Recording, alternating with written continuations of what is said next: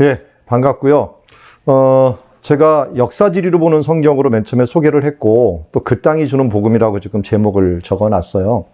역사지리로 보는 성경 안에 그 땅이 주는 복음이라고 하는 또 하나의 큰 타이틀이 있는데, 제가 성서지리라고 하는 이 분야를 공부하게 된 이유 중에, 또 그 중요성 중에 하나가, 이스라엘 가서 1992년이었죠. 2년에 이스라엘 처음 가고 한 50일 동안 그거 포도 농장에서 일하고 있었는데, 거기서 흙더미를 하나 봤어요. 근데 흙더미에 발구라는 흙더미, 라기스라는 곳이었는데, 거기 보니까 이렇게 층층이 쌓여 있는데, 시루떡처럼 이렇게 뭐가 검은 선도 있고 흰 선도 있고 계속 있더라고요. 거기다 태그를 하나씩 붙여놨는데, 저게 뭘까 했더니 옆에 가셨던 교수님이 소개해 주더라고요. 저게 역사적인 층이다. 사람들이 살았던 흔적이다.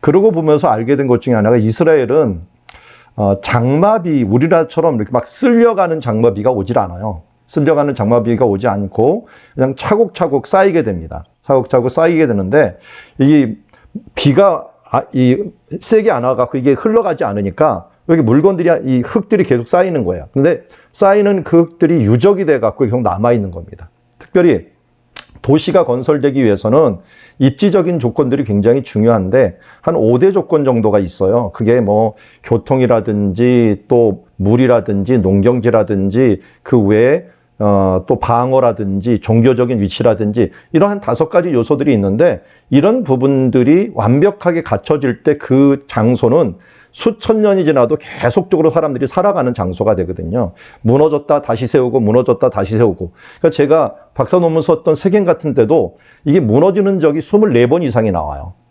그러면서 그게 쌓이는 거예요. 근데 쌓이는 그 층에 토기도 있고 유물도 있고 하면서 역사가 숨어져 있습니다. 그러니까 땅 속에 역사가 숨어져 있는 거예요. 그래서 제가 공부했던 세겜은 마지막 예수님이 오실 때까지 수가성까지 이르기까지도 계속적으로 쌓아왔는데, 성경의 모든 역사가 다 쌓여 있는 거예요. 아브라함이 세겜에 맨 처음에 들어왔죠. 아브라함이 있었던 때, 야곱이 들어온 때, 그 다음 여호수아가 들어온 때부터 시작해가지고 여호수아 전에 있었던 시대, 그 외에도 계속적으로 쌓여 있었던 시대들이 나중에 그 주변은 로마에 이르기까지 모든 시대가 함께 있는 이 모습들을 보면서, 야, 참으로 하나님의 역사들이 이렇게까지 쌓여 있을 것인가 하는 부분들을 볼 정도로 대단하게 이 역사가 땅에 숨어져 있다. 그래서 역사와 이런 땅은, 지리는 함께 간다.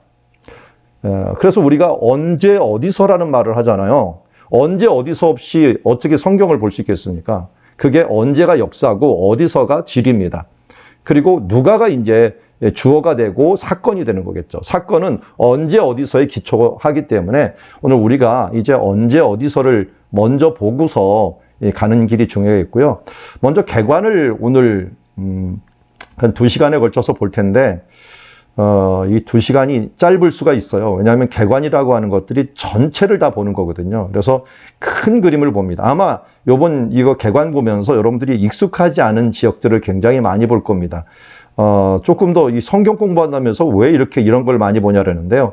성경을 품고 있는 땅을 우리가 본격적으로 공부한 적이 별로 없어요. 그러다 보니까 이렇게 좀 넓게 크게 보는 작업들을 우리 가지도록 하겠고요. 먼저 구글어스라고 하는 기구들을 가지고 한번 보도록 하겠고, 제가 구글어스 자료를 여러분들에 보내드렸으니까 그것을 아마 클릭해 보면은, 프로그램 깔려고 하면은 포털 사이트에서 구글어스라는 걸 받아갖고 까시면 될 거고요. 아니면은 구글 크롬이라는 곳에 가면 어스라는 게 나와요. 그것을 가지고서 거기서 불러들여갖고, 제가 보내드린 그 지명들을 불러들여갖고 해도 상관이 없겠습니다. 그래서 구글어스로 큰 그림 한번 보고, 그 다음에 이어서 우리가 이제 PPT로서 이렇게 성경의 땅, 여러분들이 드린 책 있죠? 책, 교과서에 따라서 성경의 땅 조망부터 시작해서 또 성경 이스라엘 땅 조명까지 이르기까지 쭉 한번 가는 그런 시간들을 가지도록 하겠습니다. 자, 먼저 우리 구글어스를 통해 갖고 우리 그 땅을 한번 보도록 하겠습니다. 자, 구글어스를 다뤄본 사람들이 많지는 않은 것 같아요.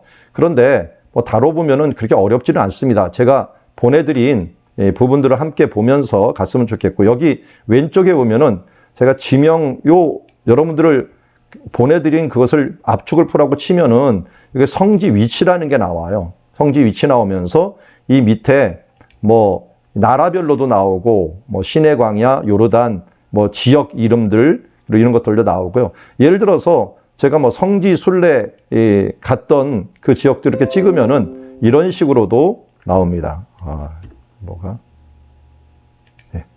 이런 식으로 나오는데 성지 순례지 이렇게 딱 치면은 그동안 했던 뭐 제가 두란노 서원하고 같이 갔어요. 그러면은 같이 갔던 그 지역들이 이렇게 뜨거든요. 인천공항 여기서 출발을 합니다.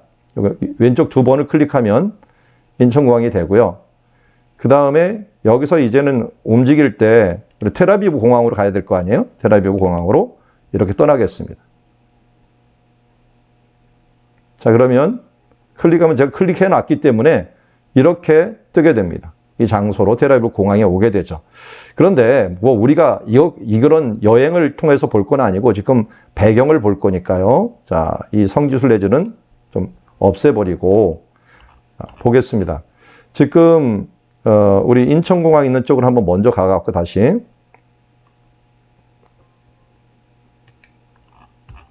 우리나라 땅이에요. 우리나라 땅에서 지금 이스라엘까지 가는 지역, 그 지역이 거리가 어느 정도 되느냐 하는 부분들도 알 수가 있는데 여기 자가 있어요. 자를 클릭하면은 어디서부터 어디까지라고 하는 경로로 갈 수 있는 것들도 있고 어디 들렸다 갈 수 있는 거고 직선거리 먼저 알아보죠. 킬로미터로 설정을 해놨어요.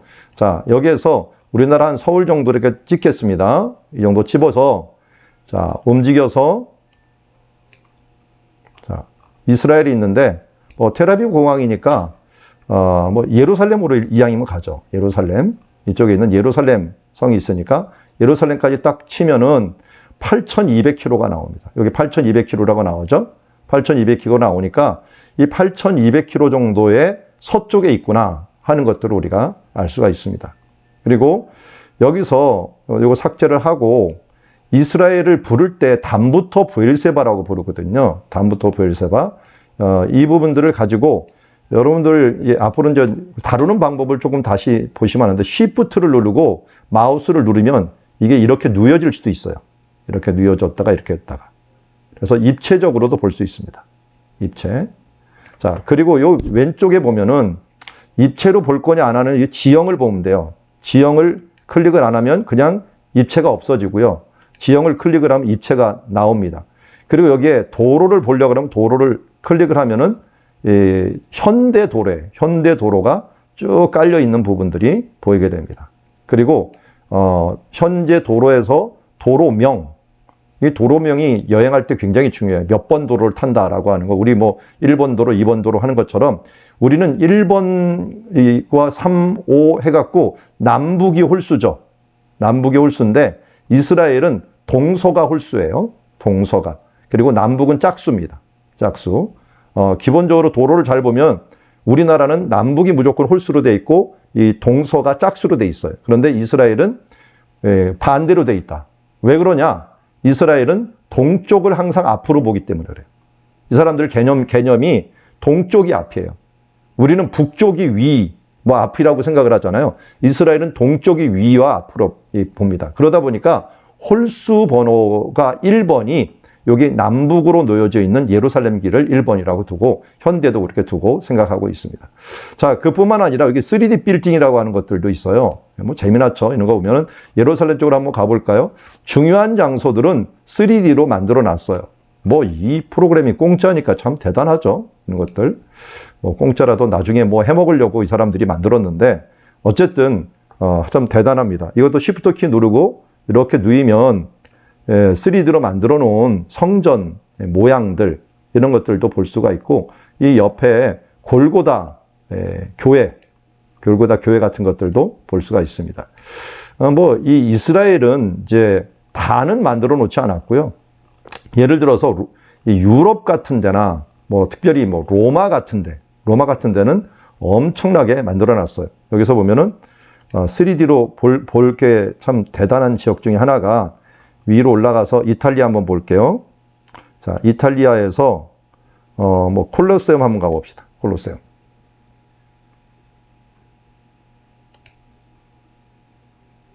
자, 이탈리아는 딱 봐도 전체가 3D로 만들어놨어요. 이탈리아, 여기.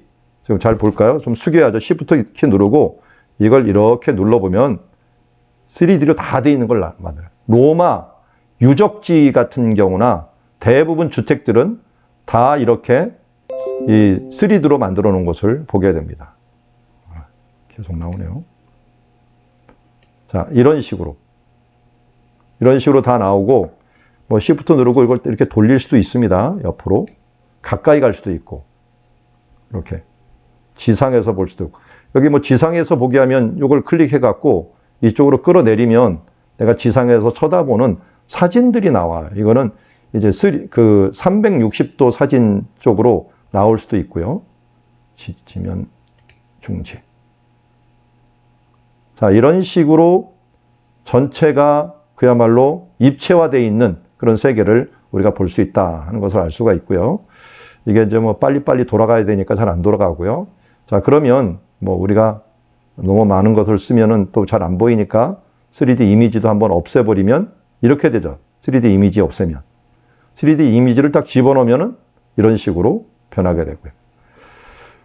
자, 이거는 이제 이탈리아 쪽이고, 다시 우리가 성경의 땅도 이탈리아에는 로마도 포함되지만, 우리 여기 이제 이스라엘 쪽으로 다시 한번 가보겠습니다.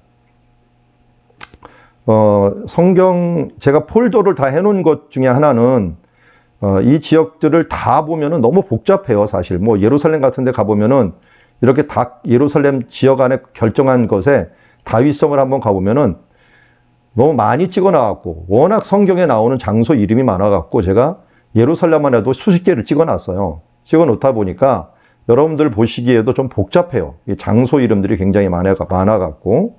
자, 이것도, 이렇게 보면은, 잘 안 보이는 것 같지만, 가까이 가면은, 뭐, 예루살렘이라고 하는 것도 2번 이름이 돼 있고요. 이쪽 위에 보면은, 뭐, 이 감람산 전망대라든지, 여기 겟세마네라든지, 이런 장소들이 굉장히 많습니다. 여러분들 봐서는 잘 안 보일지 모르겠는데, 여기 하얀 점으로 이렇게 다 찍혀 있는데, 이런 데가 다 장소들이거든요. 그러니까 예루살렘은 워낙 중요하다 보니까 많은 장소들이 다 찍혀 있다 하는 부분들을 우리가 알 수가 있고요. 자, 그리고 이스라엘을 얘기를 할 때 큰 그림을 한번 보여드릴게요. 큰 그림을 보여드릴 때, 이렇게 얘기를 합니다. 단부터 브엘세바다라고 얘기를 해요. 단부터 브엘세바면, 단이 어디냐? 여기에 헬몬산이 있어요. 헬몬산이 있는데 이 헬몬산의 높이가 어느 정도 되냐면 이게 좀 줄이겠습니다.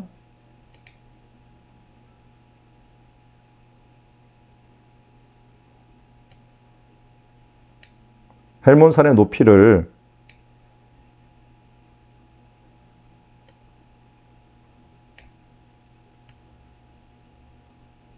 자, 일부러 이걸 줄였는데요. 헬몬산에다 이렇게 손을, 이게 손 모양이 딱 되면, 이 왼쪽 보세요. 왼쪽이면 고도라는 게 보이죠. 고도라는 게 여기 높이예요, 높이. 어디까지 오면 2400, 2500 막 올라가죠. 올라가고, 이게 요 근처에, 헬몬산 근처에 가까이 딱 가면은, 지금 고도가 2500, 2600 막 올라갑니다. 그러니까 최고가 2800m예요. 2814m. 여기서는 어느 지점이 제일 높은지는 제가 잘 모르겠는데 2814m로 헬몬산이 이 위에서 가장 높습니다. 이스라엘에서. 여기서 물이 내려오면은 어디에서 터지냐면은 가이사랴 빌립보라고 하는 이곳하고 그리고 이 옆에 있는 단이라고 하는 곳에서 터져요. 그래서 뭐 어떤 사람들은 단 그러면 뭐 이 요르단 뭐 단에서부터 흘러내려오는 강이다 뭐 이렇게 얘기를 하는 사람도 있는데 그건 좀 언어적으로 많이 꾸민 거고요. 어쨌든 가이사랴 빌립보 여기 뭐 베드로가 신앙 고백했던 장소잖아요. 이 부분들도 여러분들이 이제 뭘 보려면 좋으냐면 자, 여기에서 사진들이 있어. 사진을 클릭하면 사진들이 쭉 나와요.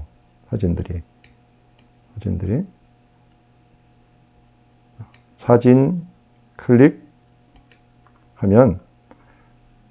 이제 여기에서 찍은 사진들을 사람들이 올려놓은 게 있어요. 이게 보이죠? 사진들이 모양이 나와요. 그러니까 사진들을 이렇게 클릭하면은 자, 이렇게 강물이 흘러내려오는 장소들, 가이사라 빌립보 근처의 사진들이 나옵니다. 뭐 가이사라 빌립보 사진들 중에 여기는 이제 폭포 근처에, 여긴 가이사라 물이 나오는데요. 좀 더 멋있는 사진들을 올려놨을 텐데, 예. 보겠습니다. 최근 사진들을 많이 올려놓으면서 옛날 사진들을 많이 지웠어요. 자, 이렇게 폭포도 있고요. 폭포 있고, 가이사라 빌립보 폭포. 그리고, 여기서 사진들을 잘못 찍어놨네요. 제가 있는 사진보다 못하네. 계속 폭포만 나오네.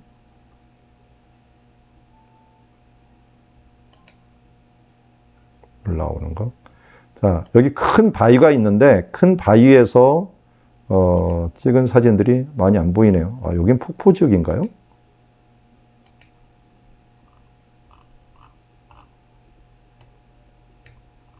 아, 더 위로 올라가야 되는군요. 폭포 지역이 있고, 니무로성. 예, 여긴데요. 맞는데. 예. 최근 사진들이 별로 좋은 게 없는 것 같습니다. 예, 폭포만 해놨어요. 자, 이런 물들이 여기서 흘러내려와요. 흘러내려오고, 원래 이제 폭포는 요 밑에, 더 밑에 있는 지점인데, 이쪽에다 폭포를 만들어 놨네요. 자, 그리고 단 같은 지역에서도 이게 물 흘러내려오는 지역들 보면은 이런 식으로 여기서 샘이 솟아나와 갖고 쭉 가는 단강이 나옵니다. 그러니까 단이 어떻게 보면은 이스라엘에서 가장 북쪽이잖아요. 북쪽이고, 여러분들이 이제 계속 보듯이 밑에 이제 고도까지 보면은 위치가 어느 정도 되겠는가 하는 것들을 우리가 알 수가 있고요. 자, 여기에 갈릴리 바다를 한번 볼게요. 갈릴리 바다가 모양이 딱 어떻게 생겼냐면 하프 모양처럼 생겼어요. 그래서 이걸 하프 바다다 이렇게 부르죠. 하프 바다라 부르는 것들은 하프 모양처럼 생겼다 해갖고 하프 바다, 그게 키노르라는 뜻을 가지고 있어요. 키노르. 키노르라는 게 게네사렛이라는 말과 여기 긴네렛이라고 하는 말이 바로 키노르에서 나온 말입니다. 그래서 하프 바다다 이렇게 부르고 있고, 이 위에 이제 북쪽으로 가버나움이 있는데, 가버나움 해안가를 볼게요.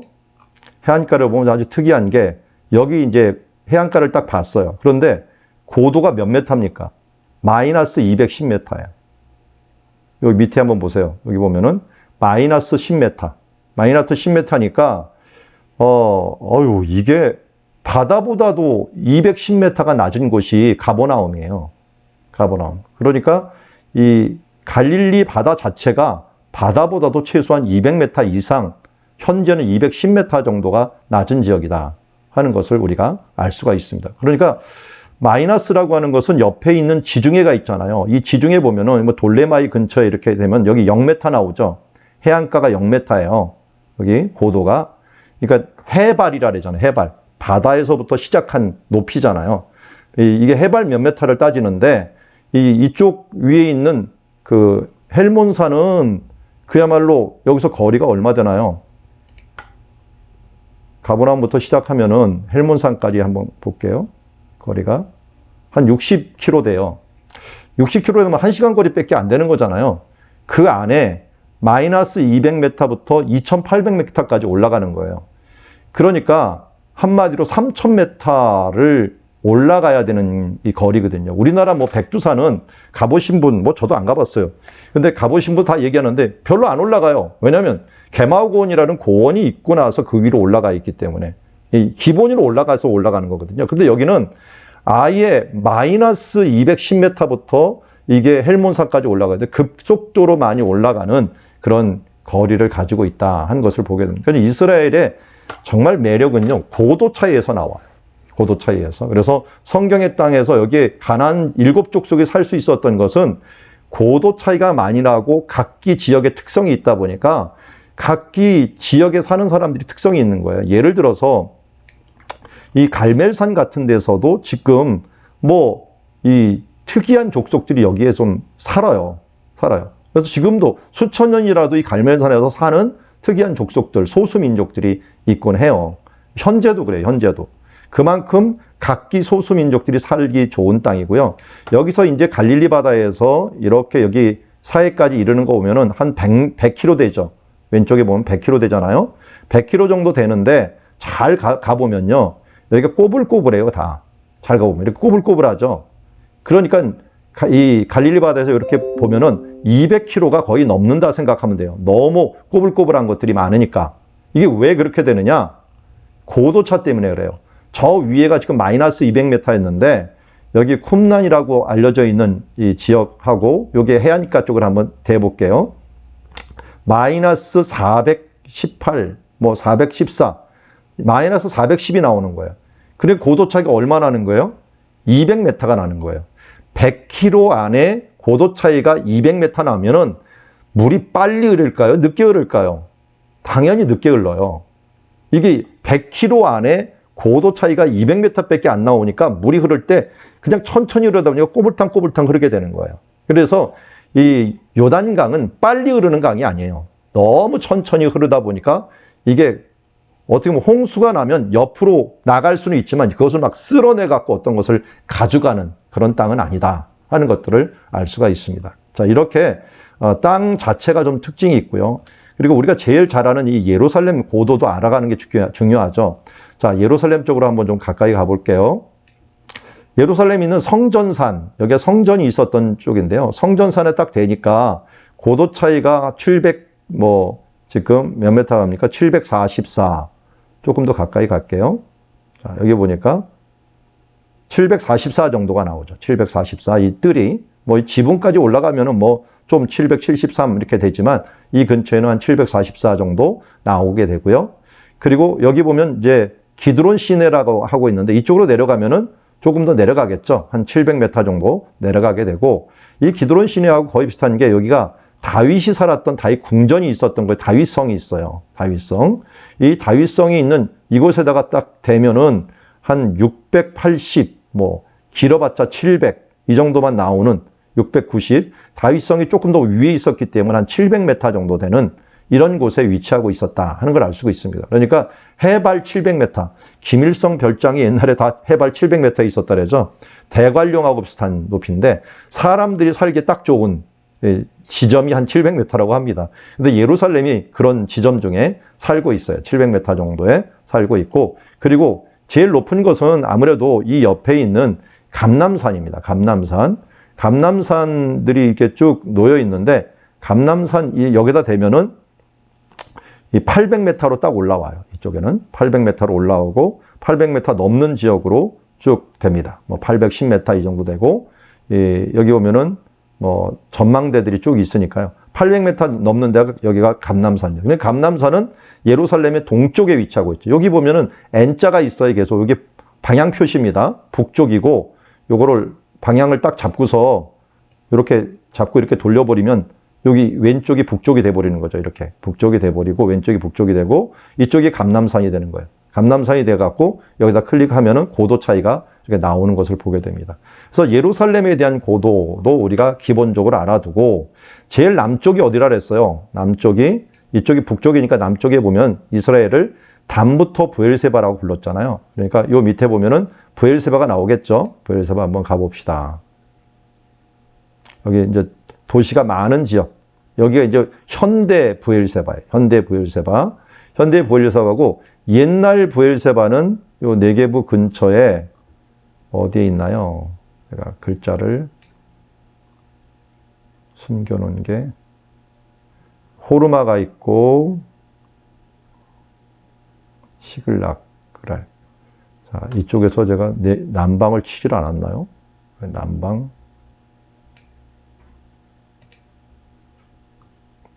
네게부라고 해갖고 남방 지역이 있거든요. 자, 네게부, 광야, 시리아.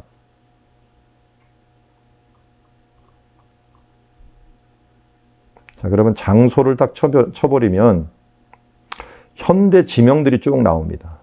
쭉 나와요. 현대 지명이 나오면서 브엘세바가 이 근처거든요. 여기 브엘세바 보이네요. 아, 이게 자꾸 안 나왔네. 여기 브엘세바이고 사진으로 한번 보면은 이렇게 생긴 곳입니다. 성지순례 갔다 오시는 분들은 많이 보셨을 테고요. 자, 이게 브엘세바에 있는 지역입니다. 자, 여기서부터, 그러니까 브엘세바에서 찍어갔고요.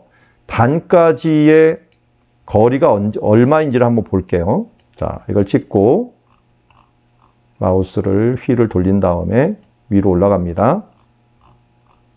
북쪽으로. 자, 올라가 갖고 단까지 딱 찍으면은 어떻게 되느냐? 234. 이 정도 나와요. 그러니까 직선 거리가 뭐 많아봤자 뭐 240km 정도 되는 그런 거리가 단부터 브엘세바예요. 그러니까 그렇게 길지 않죠. 여기서부터 사람들이 살았던 장소예요. 그러나 국경은 어디였느냐? 이쪽 유브라데 강 있는 데까지예요. 국경은.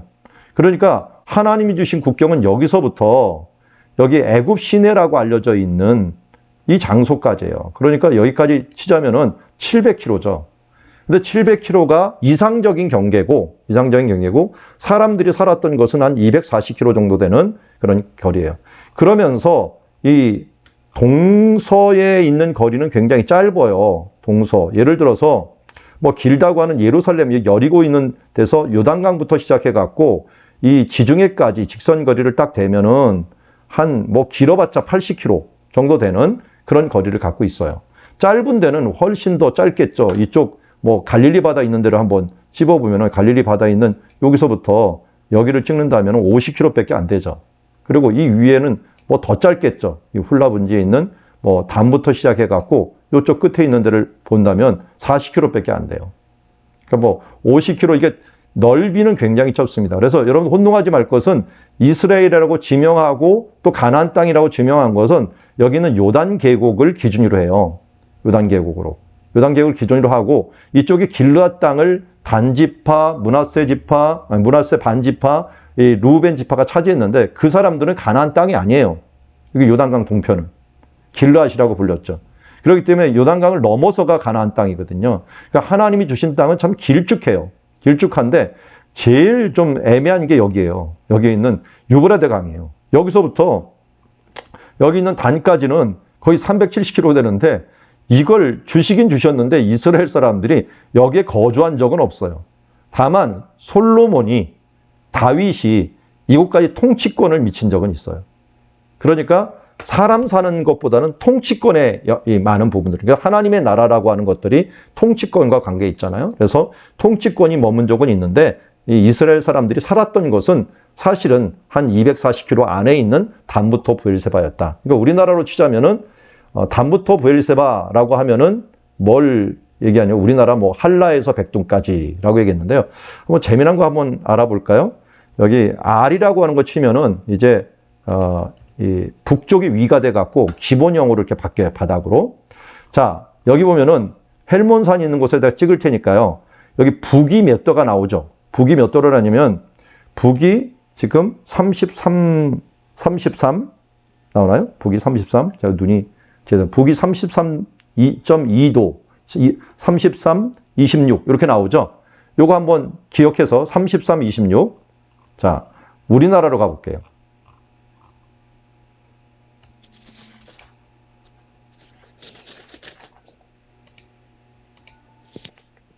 자, 우리나라로 가겠습니다. 여기는 우리나라가 아니군요.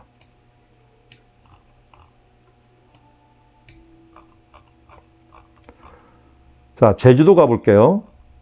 제주도에 이렇게 됐어요. 33, 23 이렇게 나오죠. 26. 여기가 뭐하고 똑같냐면 북위로 치자면은 위도로 치자면 이 제주도가 한라산, 헬몬산하고 똑같아요. 헬몬산.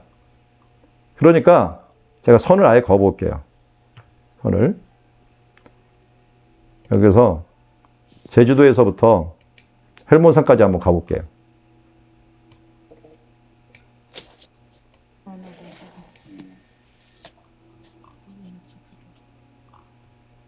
여기 헬몬산이에요.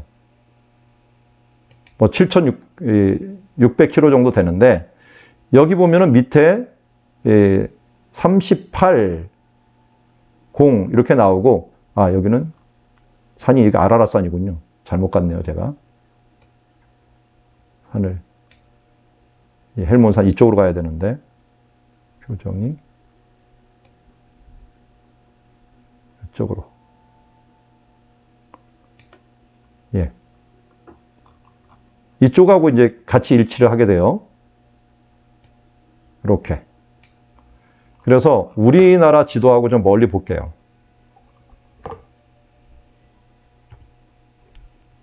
자, 우리나라 지도하고 위도가 제주도하고 여기 있는 이스라엘의 가장 북쪽하고 우리나라의 가장 남쪽하고 일치를 한다. 위도가. 요거 알면 좀 친근해지죠. 그리고 제주도의 도라고요. 도라고 이 갈릴리 바다 가버나움의 도라고 똑같아요. 다 현무암, 화산암으로 되어 있는 그런 것도 똑같아요. 그런 면에서 우리가 서로 적용하기가 참 좋은 그런 주제들이다 하는 것들을 알 수가 있고요. 이런 식으로 위도가 이 정도 되겠구나. 물론 지중해 기후가 있고 우리는 남태평양 기후이기 때문에 좀 틀리긴 하지만 그래도 위도가 같기 때문에 식물군 같은 것들이 비슷한 것들이 많이 나타난다 하는 부분들은 우리가 참고할 만합니다. 자, 우리 이제 이렇게 보고요. 또 제가 드린 것 중에 이게 있는지 모르겠네요. 없으면 이건 따로 드리도록 하겠는데, 자, 이제는 고도는 그만 보시고 여기 보면은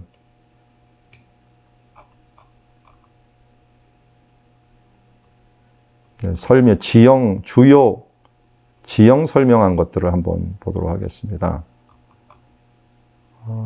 제가 다 지우고 이렇게 하면 땅이 다 없어지죠. 그리고 성경 이스라엘이라고 딱 클릭을 하면은 설명해 놓은 부분만 나와요. 그러니까 여기에 기본 설명. 자, 왜 성경 이스라엘이라고 했냐면 이 땅 자체가 보면은 여러 민족들이 살아요. 여러 민족. 파랑색으로 해놓은 게 외국인이에요. 외국인들. 그야말로 주변에 보면 한 이스라엘까지 한 7나라 정도가 있는데요. 이쪽이 동쪽이잖아요. 동쪽부터 한번 볼게요. 동쪽에 가장 위쪽은 우리가 잘 알듯이 아람이 살아요. 아람. 신약 성경에는 수리아라고 부르기도 했는데요. 아람 민족이 다메섹을 중심으로 해서 살게 됩니다. 그리고 북쪽에서 남쪽으로 내려오면 암몬이 라빠 암몬이라고 하는 지금 암만이라고 부르는 지역이 여기에요. 수도입니다. 그래서 요르단의 수도다 보니까 집 많이 살았던 사람들 흔적들과 사진들이 엄청나게 많이 나오죠. 사진들은 좀 지우고 장소 이름하고 사진들 지우겠습니다. 3D 빌딩도 지울게요.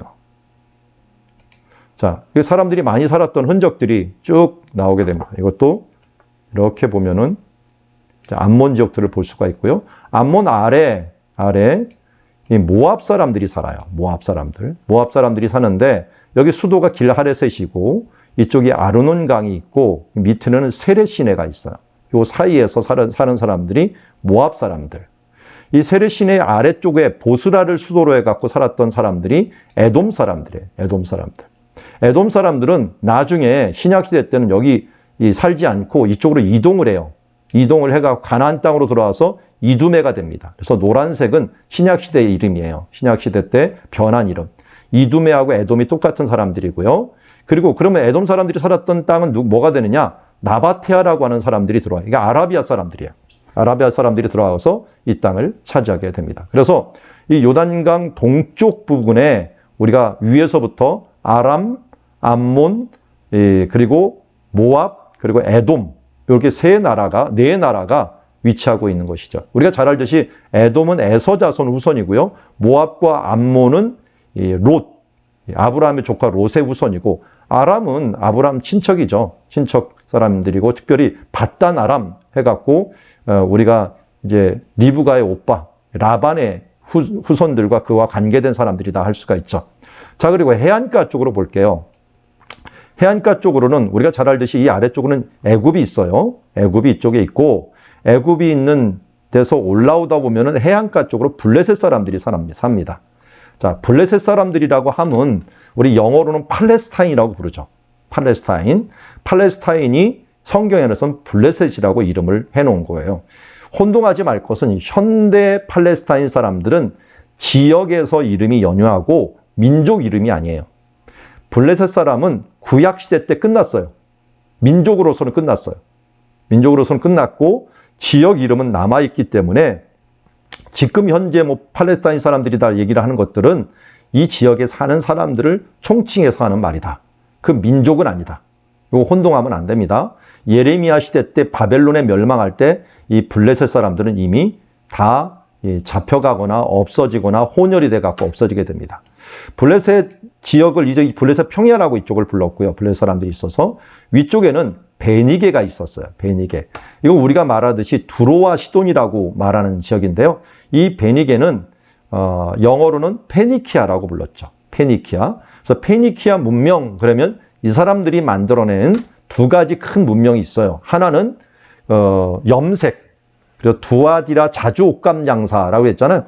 자주옥감 기술을 이 사람들이 만들어냈고, 그리고 우리가 지금 영향받은 가장 큰 것은 알파벳, ABCD 있죠. 이 알파벳을 이 사람들이 가지고서 헬라 쪽에 이전을 해줘요. 그래서 헬라는 로마 쪽으로, 로마는 이제 우리 영어권에서 우리까지 와갖고 우리가 알파벳 ABCD를 사용하게 되는 것들도 이 페니키아 문명이다라고 할 수가 있습니다. 자, 이 베니게, 이 사람들이 민족 이름은 시돈 민족이고, 이 수도는 두로입니다. 두로. 그래서 시돈은 도시도 되고 민족도 돼요. 그래서 두로와 시돈이라고 하는 이름으로도 부르기도 하고, 베니게라는 말이 붉은색 옷감을 다루는 사람들이란 뜻이에요. 그래서 자주 옷감과 관련돼서 페니키아라는 이름이 나오게 되었습니다. 자, 이렇게 나라 이름이 벌써 이쪽으로는 4개의 나라가 동쪽으로는 있고요. 민족이 있고요. 이쪽으로는 2개의 민족이 있죠. 가운데는 당연히 이스라엘 민족이죠. 이스라엘 민족은 원래 유목민이었어요. 유목민이었는데 이쪽으로 들어오면서 함께 들어올 때는 굉장히 강했는데 흩어지다 보니까 약해져요. 그래서 약해진 사람들이 안전 보장을 위해서 주로 산지 위에 삽니다. 산지 위에. 산지 위에 있으면서 유목민으로 살 수 있는 장소가 여기 있는 이쪽 산지예요. 잘 보면은, 자, 일단 베냐민 산지만 딱 가서 볼게요. 이렇게 보면 이쪽은 거무죽죽하고 이쪽은 누렇죠. 그래서 여기 있는 길이 있는데요. 이쪽은 아니군요. 가까이 가겠습니다. 예루살렘. 예, 여기 있네요. 예루살렘 주변을 딱 봐도, 예루살렘과 베들레헴을 봐도 이쪽은 숲이에요, 숲. 그런데 이쪽은 광야예요, 광야. 지금 여기가 족장의 도로라고 하는 도로가 흐르고 있는데 산지 위에 있는 능선 도로예요. 그리고 잘 보면은 지중해에서 비가 와갖고 이쪽에 부딪히면서 이쪽은 푸르게 되지만 이게 비가 넘어가요. 그러면 이쪽은 광야가 되는 거예요. 왜냐하면 동쪽에서 불어오는 바람, 이쪽에서 불어오는 바람은 딱 보세요. 아라비아 사막이에요. 아라비아 사막. 그러니까 이쪽에서 불어오는 바람은 더운 바람이고 서쪽에서 불어오는 바람이나 북쪽에서 불어오는 바람은 습한 바람이에요. 그리고 남쪽에서 불어오는 바람과 동쪽에서 불어오는 바람은 무조건 광야 바람이에요. 그래서 여기서 홍해를 건널 때, 홍해를 어떤 장소로 지칭하는 사람이 있는데 어쨌든 동쪽에서 바람이 불어오면은 이거는 말리는 바람인 거예요. 말리는 바람. 더운 바람. 그래서 홍해가 건널 때도 밤새도록 동풍이 불었다라고 하는 말은 그 땅을 말렸다라고 하는 표현을 우리가 쓰고 있다 하는 것을 알 수가 있습니다. 북풍도 마찬가지고, 그래서 예수님이 나중에 이 부분들을 말씀하면서 너희가 서쪽에서 바람이 불면 소나기가 오리라 하고 남쪽에서 바람이 불면 내일 덥겠다 하는 것들, 천지는 분별하면서 이 시대는 분별하지 못하느냐 하면서 누가복음 12장에 말씀하신 것들이 바로 이러한 기후와 지형과 관계에서 우리가 이야기할 수 있는 부분이다 하는 것을 알 수가 있고요. 그래서 지역 이름들이 이 위에서 보면 여러 지역의 이름이 있는데요. 이 부분은 이제 나중에 보도록 하겠고요. 길문터 볼게요. 길은 여기 빨간 길이 있는데 이 빨간 길이 이 해변 쪽에 있는 것을 해변길, 그래서 비아 마리스라고 부릅니다. 비아 마리스, 해변길이라고 표현되어 있는데 이 길이 왜 중요하느냐? 지금 여기까지만 표시되었지만 이집트가 어디냐? 아프리카예요, 아프리카. 아프리카에 있는 이집트와 이쪽에 메소포타미아 문명이 있었던 곳이잖아요. 여기 유브라데와 티그리스 강 사이가 메소포타미아거든요. 여기를 이어주는 문명과 문명을 이어주는 길이에요. 그러다 보면 굉장히 중요한 길이죠. 그리고 여기 아까 말씀드렸듯이 산지 위의 길들은 이스라엘 사람들이 제일 많이 사용했던 길이에요. 우리나라 경부고속도로와 같은.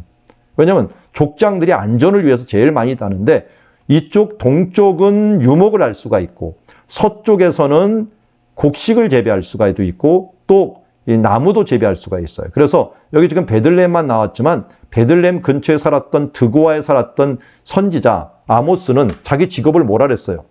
나는 목자요. 이쪽 동쪽으로 내려가면 목자입니다. 서쪽으로 하면 뽕나무 재배자가 되는 거예요. 요 족장의 도로 하나로 이쪽은 숲이 되고 이쪽은 광야가 되는 거예요. 뭐 머리로 친다면 한쪽은 대머리고 한쪽은 머리가 많이 난 그런 모습이 이곳 땅의 특징이다 하는 것을 알 수가 있고요. 그래서 이쪽은 우리가 말하지 산지가 됩니다. 그래서 유다 사람들이 많이 살았던 유다 산지, 베냐민 사람들이 살았다 해서 베냐민 산지, 에브라임 사람들이 살았다 해서 에브라임 산지, 그리고 위쪽에는 갈릴리 산지, 이렇게 크게 산지가 이 유다 산지, 에브라임 산지, 갈릴리 산지가 세 개가 큰 거고요. 길르앗도 산지죠. 길르앗도 여기 보면 해발이 한 900m가 됩니다. 그래서 이곳에서부터 이렇게 내려오는 요 요단강은 무조건 해저겠죠. 여기가 마이너스 200, 이쪽이 마이너스 400이니까요. 그러니까 이쪽도 무조건 해저일 거예요. 그러니까 해저까지 내려갔다가 또 한 번 올라가는 길이 대부분 몇천 킬로, 1000킬로 가까이, 1000m 정도를 올라가는 그런 거리다 하는 걸 알 수가 있고요. 이렇게 남북으로 있는 도로가 있는 반면에 동서로도 이스라엘 골짜기를 통해서 또 사마리아를 통해 가고 베냐민 산지를 지나는 길, 그리고 아래쪽에는 부엘세바를 지나는 길, 이런 길들이 이제 동서로도 있습니다. 우리나라 영동고속도로하고 굉장히 비슷하죠. 그리고 예수님 시대 때는 또한 여기에 있는 도로가 있었는데요. 이 베레아길이라고 해서 베레아가 신약 시대 때 생긴 지역이거든요. 데가볼리하고 길르앗이 나눠진 거예요. 위쪽은 데가볼리, 아래는 베레아가 돼버렸는데 이쪽을 예수님이 많이 지나셔갖고 이쪽에서 나사렛으로 가실 때 이쪽에 내려오는 도로를 따라서 나사렛 쪽으로 올라가셨던 것을 보게 됩니다. 그래서 예수님은 여기 있는 사마리아 지역은 딱 한 번 통과했다라고 하는 기록이 있고 이쪽은 위험한 길이기 때문에 많은 사람들이 갈 때는 가능해요. 막 무리를 지어서. 근데 개인적으로 갈 때는 굉장히 위험한 길입니다. 그런데 예수님 주로 이쪽으로 안 가셨고 주로 이쪽 길로 해갖고 가기 때문에 어디를 들리느냐? 반드시 여리고를 들리게 되죠. 이 앞에 여기 있는 곳이 여리고입니다. 여리고를 들려갖고 위쪽으로 올라가는 그런 모습을 보여주고 있습니다. 자, 이게 이제 왜 이거를 얘기하느냐? 제가 입체 지도를 이제 좀 만들었는데 이스라엘이 고도 차이가 너무 중요하다 보니까 이렇게 제가 입체 지도를 만들었어요. 나중에 인터넷상에서 그 입체 지도 이렇게 치거나 두란노 몰이라든지 고집쟁이 녀석들이라든지 그런데 가갖고 이거 입체 지도를 딱 치면요. 이렇게 나올 겁니다. 몇 천 원 안 하니까 제가 일부러 보급형으로 해갖고 몇 천 원 안 해갖고 10,000원, 1,700,000원이요? 이렇게 되게 만들었을 거예요. 그러니까 이 부분들 여러분들 구입하셔갖고 요 앞에는 입체 지도, 요 지도를 놨고요. 그리고 이 뒤에는 이제 예루살렘이 워낙 많이 다르다 보니까 예루살렘을 해 놓았습니다. 참고로 한번 보시고요. 이걸 제가 이제 만들면서 성경에 많이 나오는 지명들을 다 찍어 놨습니다. 다 찍어 놨으니까 보고 또 성경적으로 동쪽이 위가 될 수 있도록 그렇게 만들어 놓은 독특한 지도니까 한번 성경 보실 때 꼭 한번 참고해 주시고요. 그리고 아까 말씀드렸던 역사지리로 보는 성경 책인데요. 누가 자꾸만 이걸 소개할 때 그 얘기를 하더라고요. 성경의 전과다. 전과처럼 해놨어요. 그러니까 성경을 창세기부터 계시록까지 구약, 신약 있는데요. 쭉 전과처럼 아주 재미나게 두란노가 책을 잘 만들더라고요. 두란노에서 찍었는데 만들어 갖고 이거 편집하느라고 진짜 편집진들이 엄청나게 고생했습니다. 지도에다가 이 사진에다가 학술적인 게 굉장히 많이 들어가니까 그래도 보기 좋게 가독성 있게 만들었고요. 이게 이제 구약 세트가 4권짜리가 있고 신약 세트가 3권짜리가 있게 되도록 만들었고요. 그리고 제가 좀 갈증을 느낀 게 성도들이 이제 성경을 읽을 때 이게 구약인데요. 그리는 성경이에요. 그리는 성경인데 성경을 읽을 때 지도로 좀 읽을 수 없을까? 지도를 직접 그리면서. 그래서 이 뒤편에 보면 부록이 이렇게 나오는데 부록 안에 이렇게 모든 사건을 여기 동그라미 안에다가 찍어갖고 몇 장 몇 절을 적으면서 성경을 읽을 수 있도록. 그래서 한마디로 창세기를 지도 하나에 집어넣고 출애굽기를 하나에 집어넣고 하면서 모든 성경을 이 지도 하나에다가 뭐 적은 것들, 선지서들은 뭐 합쳤고요. 그 외에 모든 책들을 여기 지도 하나에다가 딱 집어넣어 갖고 지도 하나만 딱 보면은 요약본을 본 것처럼, 요약본을 본 것처럼 그거 하나로 전체를 조망하고 해석하고 할 수 있도록 이렇게 만들어 놓았습니다. 그래서 성경 순서대로 통독을 하면서 그릴 수 있도록 그리는 성경을 구약과 신약을 만들어 놨으니까요. 여러분 한번 참고해 보시고 또 자기 것으로 만들어 주시면 좋겠습니다. 자, 여기까지는 이제 구글어스로서 여러분들의 간단한 소개를 해 드렸고요. 이제부터는 이제 진짜 PPT로 한번 가보도록 하겠는데요. 여러분들 교과서 보면서 같이 보았으면 좋겠습니다. 저는 이제 교과서를 이렇게 만들었어요. 만들어 갖고 있는 것들이 있는데 여러분들에게는 파일로 보내드렸으니까 파일로 한번 보시고 뭐 이왕이면 좀 빼놓으시고 보면서 해주셔도 좋을 것 같습니다. 자, 이거를 조금 확대한 게 그리는 성경이고요. 그리는 성경을 또 확대한 게 역사지리를 보는 성경이에요. 사실은 순서를 그렇게 만들지 않고 역사지리를 보는 성경을 먼저 만들고 그리는 성경 만들고 이게 요약본입니다. 최종 요약본이니까 이 최종 요약본을 여러분들이 보고서 이해하기가 쉽지는 않을 거예요. 그렇지만 우리가 이제 요약하면서 시간이 많이 없으니까 한번 오늘은 개관이라서 천천히 가는 거고요. 다음부터는 창세기부터 막 달려버립니다. 요한계시록까지 이제 역사서를 중심으로 해갖고 달리면서 그 장소와 특징과 그리고 거기에 일어난 사건들, 주요 사건들을 요약적으로 한번 보는 그런 방향으로 한번 가보도록 하겠습니다. 자, 먼저 우리 여러분들 맨 처음에 책을 펴시면은 책을 펴는 게 아니라 여러분들 파일을 보시면 맨 처음 나오는 게 개관 있죠. 그래서 개관에 성경지리 개관 4페이지를 펴보시면 될 것 같고요. 4페이지를 보면서 위치에 대한 부분들 성경의 땅 전체 조명을 하겠습니다. 성경에서 창세기 12장 1절에 보면은 아브라함에게 이르되 너는 고향과 친척과 아비집을 떠나 내가 보여줄 땅으로 가라 라고 이야기했습니다. 하나님께서 보여줄 땅이 분명히 있네요. 보여줄 땅. 보여줄 땅이 어딘지는 모르지만 그 땅으로 가라고 말씀합니다.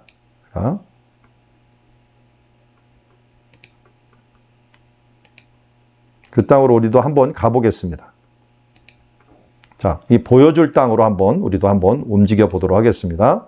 자, 그 보여줄 땅이, 아까 우리 구글어스도 보았지만 우리나라 땅에서 여기 있는 땅을 우리 성경의 땅이라고 하거든요. 그러니까 구약 성경은 여기를 벗어나지 않아요. 신약 성경까지. 성경의 땅인데요. 이쪽까지 아까 말씀드렸죠. 한 8,000km 정도 되는 우리나라에서 서쪽으로 이동한 땅이다 하는 것을 알 수가 있고요. 자, 그곳을 가면은 특징이 뭐냐면은 이 땅에 보면은 이쪽은 아시아 대륙이고요. 이쪽은 아프리카 대륙이고요. 이쪽은 유럽 대륙이에요. 유럽 대륙. 근데 그 문명이 아시아와 아프리카에서 먼저 시작이 되죠. 특별히 이 아시아 쪽에 있는 메소포타미아 문명, 아프리카의 메소포타미아 이집트 문명, 나일강을 중심으로 해서 문명이 일어나고 그 다음에 신약시대 가서 그리스 로마 문명이 일어나게 됩니다. 그런데 요 연결하는 요 땅을 갖다가 워낙 이 태초부터 사용이 되었던 역사부터 사용되었던 땅이다 그래갖고 이 두 개를 이어주는 땅을 갖다가 비옥한 초생딸 지역이라고 부릅니다. 워낙 문명이 이곳을 통해서 이어졌다라고 하는 거죠. 근데 이 신약에는 여기까지 이제 등장을 하면서 요 사이에 있는 땅이 중요하게 되었어요. 요 사이에 껴있는 땅. 이걸 레반트라고 이름을 부르게 되었습니다. 레반트는 사실은 이 로마 사람들이 모든 역사의 기준을 정해요. 그래서 이 로마에서 바라볼 때는 해 뜨는 쪽에 있는 땅이다 라고 해서 해 뜨는 지역의 땅, 그래서 레반트라고 부르게 됩니다. 그러니까 이거 학술적인 용어예요. 그런데 로마가 얼마나 대단하냐면 우리가 잘 알듯이 요 옆에 위로 올려가서 여기 아시아가 있잖아. 아시아. 이거 우리는 소아시아라고 부르죠. 근데 원래 이 소아시아라는 이름은 없어요. 로마가 이쪽을 바라보면서 아시아 주를 만든 거예요. 근데 여기에 있는 이 대륙을 이야기할 때 뭐라고 불렀느냐? 그 아시아에 있는 대륙 있잖아. 그러다 보니까 아시아 대륙이 돼버린 거고요. 여기 보면 아프리카 주가 있어요. 아프리카 주. 이 아프리카 주는 이쪽 보면 아프리카 주 있는 쪽 하다 보니까 아프리카 대륙이 돼버린 거예요. 그만큼 로마가 정한 것이 세계 표준이 돼버렸어요. 그 대표적인 게 뭡니까? 우리가 쓰는 달력 있잖아요. 달력이 그래갖고 괜히 제뉴얼이 뭐 하면서 율리우스 뭐 이거 다 그 로마 사람 이름이잖아. 이름들 그 신들 이름들이 거기에다 들어가 우리가 달력을 이렇게 쓰고 있잖아요. 양력이라는 것들. 이게 다 로마가 정한 기준에 해당하는 것이고 우리 연도 기준들을 다 로마가 정해버린 거예요. 우리가 로마의 세계적인 백그라운드를 갖고 있다 하는 것도 우리는 잊지 말아야 됩니다. 자, 그래서 이 레반트라고 하는 지역 딱 봐도 왜 중요한가 봤더니 아시아와 아프리카, 유럽의 중간에 위치하고 있는 지역이구나 하는 것을 알 수가 있습니다. 그래서 잘 보면 이렇게 돼요. 여기 아브라함 보고 가보란 땅이 이 땅이에요. 이 땅인데 보여줄 땅이라고 하는 게 이 땅인데 보여줄 땅이 어딘가 봤더니 내가 거기서 복이 될지라 그랬어. 복의 근원이 된다. 그래서 복이 된다 그랬잖아. 여기서 복이 됐나요? 아브라함이? 됐죠. 누구를 통해서요? 아브라함과 다윗의 우선 예수 그리스도를 통해서. 그러니까 예수님이 오심으로 사도들에게 성령이 오시면서 어떻게 됐어요? 성령이 이쪽에 있는 아시아, 아프리카, 유럽으로 복음을 전파하게 되었죠. 결국은 복 중에 최고의 복이 뭡니까? 최고의 복은 내가 예수 믿고 구원받은 거잖아요. 영생을 얻은 것보다 더 큰 복이 어디 있겠어요? 그 영생의 복이 여기서부터 시작이 된 거예요. 영생 복음은 어떻게 진행이 됩니까? 복음을 믿음으로부터 시작해서 이 복음의 내용이 결국 완성된 것이 이 땅이 돼버리는 거죠. 그래서 이 땅에서부터 복이 시작된 것. 아브라함이 왔던 이곳, 특별히 아브라함이 여호와 이레라고 칭했던 예루살렘. 여기에서 예수님의 죽으심과 부활과 성령의 내리심이 완성됨으로 말미암아 그야말로 모든 지역 가운데 하나님의 나라가 임할 수 있는 그런 길들을 열어놓았다 하는 것을 알 수가 있습니다. 이제 좀 간단하게 여기 메소포타미아 문명 지역들을 한번 볼게요. 메소포타미아 문명은 어떻게 지칭을 하냐면 이게 이제 티그리스 강이에요. 티그리스 강이 이렇게 나오고 이게 북쪽에서 유브라데 강이 나옵니다. 거의 근처에 아라랏산 근처부터 내려와요. 이 내려오고 요 중간을 갖다가 메소포타미아라고 할때요. 메소라는 게 중간이고요. 포타미아라는 게 강들이에요. 강들의 중간 땅이다. 그래서 메소포타미아라고 이름을 부르게 되고요. 여기에서 이제 유명한 나라들, 여기에 지금 까만색으로 되어 있지만 좀 진하게 보면은 이렇게 됩니다.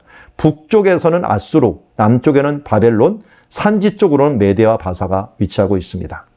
여기서 아수르는 유목민이고요. 유목민. 여기는 이 밑에 바벨론은 농업을 하는 농민이에요. 자, 둘이 싸우면 누가 이길까요? 둘이 싸우면. 우리는 싸움 붙여보는 거 재밌어 하잖아요. 요새 뭐 오징어 게임 뜨던데 한번 게임을 시켜봅시다. 자, 어떤 나라가 이기겠습니까? 여기 보면은 아수르가 유목민인데요. 항상 바벨론을 이겨왔어요. 바벨론을. 거의 이겼어요. 거의. 그러다가 어쩌다 한번 바벨론을 이겼는데 바벨론 이긴 건 짧아요. 막 70년 정도 잠시 이긴 거고요. 대부분 바벨론이 아수르가 이겼어요. 왜냐하면 이 사람들이 더 가난해요. 이상하게 싸우면 가난한 사람이 이겨요. 더 갈급하잖아요. 그래서 예수님이 우리에게 뭐라 그랬냐면 심령이 가난한 자는 복이 있나니 천국이 저희 것이라 그랬잖아요. 근데 누가복음은 심령을 빼버려요. 가난한 자는 복이 있나니 천국이 저희 것이다. 천국은 누가 침노합니까? 배고픈 사람이 침노하는 거예요. 이건 우리는 헝그리 정신이라 그러잖아요. 여기 보면 헝그리 정신을 가진 사람들이 결국은 역사를 이기더라고요. 그런데 이 아수르 사람들이 이상하게 바벨론만 와갖고 점령을 하면요. 바벨론의 이 풍요의 문화에 그냥 젖어버려요. 그러면 바벨론에서 쫓겨났던 사람들이 다시 헝그리 정신을 회복하고 또 오는 거예요. 오면 이걸 회복하고 아수르를 쫓아냅니다. 그게 이제 신바벨론, 느부갓네살이 그렇게 회복이 된 거예요. 근데 조금 있으면 또 여기 풍요에 젖어버리는 거예요. 메디아 바사, 이 사람들은 그나마 유목민보다 더 가난한 사람들이에요. 산족이에요, 산족. 산족이다 보니까 이 바벨론 제국을 무너뜨리고 어디까지 움직였느냐, 이 밑으로 해갖고 이 애굽까지도 완전하게 점령을 합니다. 완전하게 점령. 그러니까 메디아 바사, 우리는 이 바사를 페르시아라고 부르죠. 페르시아가 훨씬 더 큰 나라를 이뤘는데 우리가 이것을 통해 볼 수 있는 것은 참 가난한 사람들이 역사를 차지하는구나. 예수님도 그래서 우리에게 가난한 심령들을 가지고 의에 줄이고 목마른 심령을 가지기를 원했구나 하는 것도 우리가 알 수가 있습니다. 자, 어쨌든 제국이 아수르 제국, 바벨론 제국, 메디아 바사, 우리 통칭해서 페르시아 제국이라고 부르는 세 제국이 바로 여기 있는 메소포타미아 문명을 근거로 해서 만들어지게 됩니다. 이것이 원래 이제 애굽하고 경계를 하게 되는데요. 애굽을 제가 이렇게 그려놨어요. 왜냐하면 동쪽을 위로 그려놨어요. 왜요? 이스라엘은 동쪽을 위로 친다 그랬죠. 위로 치기 때문에 이렇게 그려놔봤어요. 자, 그러면서 이 남쪽에서부터 흘러내려오는 강이 있는데 이집트는 상 이집트와 하 이집트로 나눠요. 근데 이집트는 이 위를 어디로 보내냐면 남쪽을 봐요. 남쪽. 왜냐하면 남쪽부터 강이 흘러내려오거든요. 아프리카 이렇게 적도로 생각하면은 우리는 대부분 북반부에 살잖아요. 북반부에 살다 보니까 이 자전을 하다 보니까 어떻게 보면 강이 주로 북쪽에서 남쪽으로 많이 내려오죠. 그래서 우리나라 낙동강이 대표적인 예예요. 이 나일강과 꼭 반대가 낙동강이에요. 낙동강. 낙동강 김해 쪽에 오면 삼각주 지대가 만들어지죠. 삼각주 지대. 여기도 삼각주 지대. 뭐 우리는 삼각주라고 부르지만 헬라 쪽에서는 델타 지역이라고, 델타 모양이라서요. 델타 지역이라고 하는 이 삼각주 모양이 있는 이 지역은 이 위하고 완전히 틀려요. 여기는 좌우가 광야예요. 동부 광야, 사하라 광야. 그런데 강은 흘러요. 왜냐하면 이 위에가 밀림이기 때문에. 밀림인데 그것도 3,000m가 높아요. 밀림이 내려오다 보니까 너무 높아갖고 고도 차이가 많이 나니까 폭포가 많이 생겨갖고 하나님이 속도를 줄여요. 5개의 폭포가 줄은 다음에 완만해져서 구부러지는 그 장소가 이집트의 수도가 됐어요. 그게 테베 혹은 룩소, 옛날에는 혹은 노아몬이라고 불리웠던 지역이 바로 테베라고 하는 지역이라 할 수 있습니다. 여기가 이집트 수도예요. 우리가 착각을 하면 안 돼요. 이집트 수도는 여 북쪽이다. 그리고 이 물이 내려와 갖고 여기는 삼각주 있는 고센 땅이 있는 지역들을 흐르게 되는데 여기가 가장 풍요로운 지역이에요. 가장 풍요로운 지역. 그런데도 불구하고 또 전쟁을 하면 누가 이겨요? 상하고 하하고 하면은 또 배고픈 사람이 이겨요. 대부분 99% 이상은 상 이집트가 하 이집트를 지배를 했어요. 딱 한 번 하 이집트가 더 가난했던 지역이 있어요. 그때가 뭐냐면 가나안 족속들이 너무 배고파하고 이주를 한 거예요, 이쪽으로. 그랬을 때 여기 와서 살았던 사람들을 힉소스족이라고 불렀어요. 외국인들이다. 이 힉소스족이 이 상이집트보다 더 가난한 사람들이에요. 그러니까 이 상이집트를 몰아내버렸어요. 몰아내고. 그때가 언제냐? 요셉 시대예요. 요셉. 그래서 요셉이 국무총리 될 수 있었던 것은 가나안 지역 사람들이 와갖고 정권을 잡았기 때문에 그래요.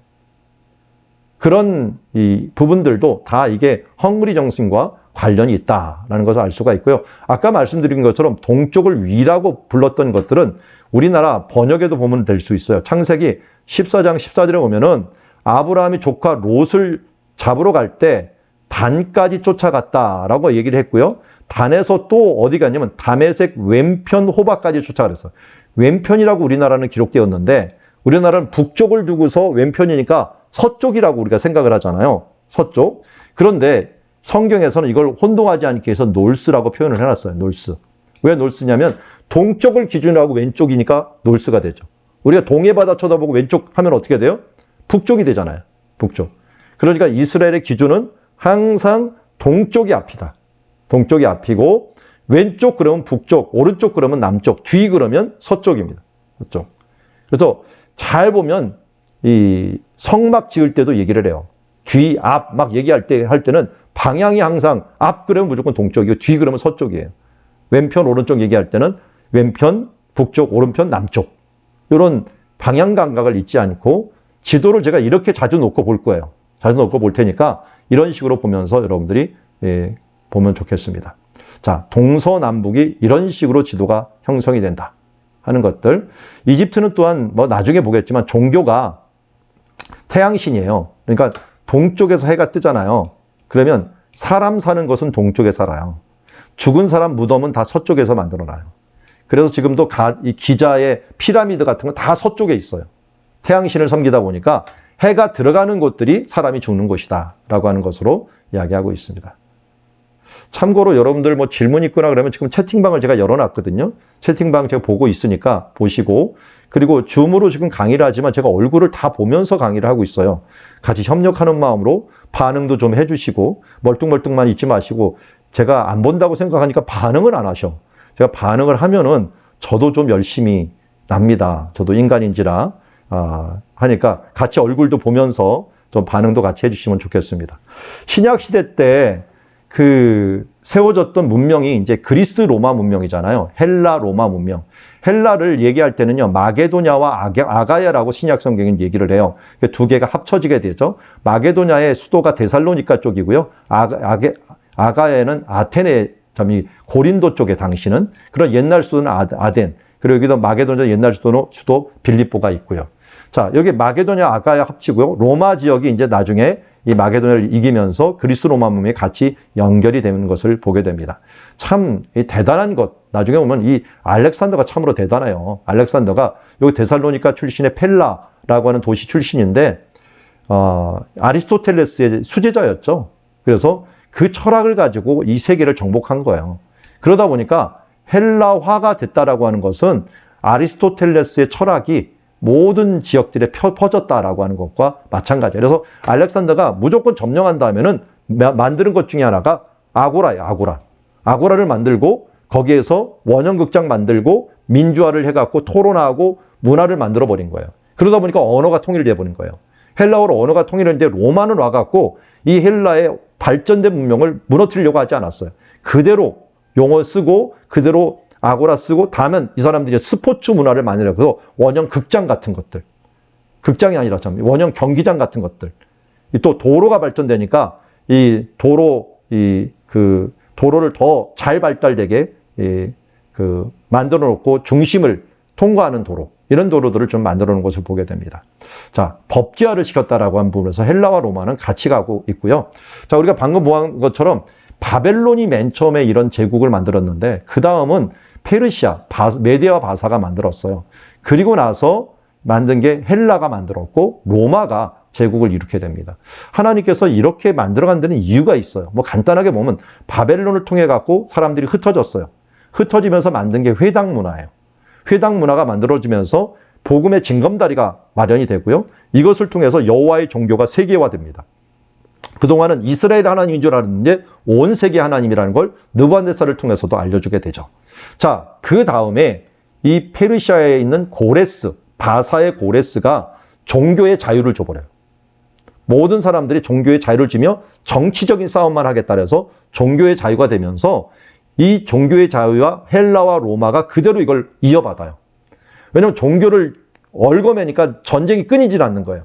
그래서 어떻게 되니 종교는 각자 믿을 수 있도록 허락을 해줄 테니까 이 경제적인과 정치적인 것을 굴복을 해라 했고 페르시아가 넓은 제국을 만들 수 있었던 거예요. 그런데 헬라가 와갖고 아까 말씀드렸던 것처럼 알렉산더가 어떻게 했어요? 각기 언어를 통일해버려요. 그래서 성경도 이때 언어가 통일되면서 헬라어로 번역이 돼요.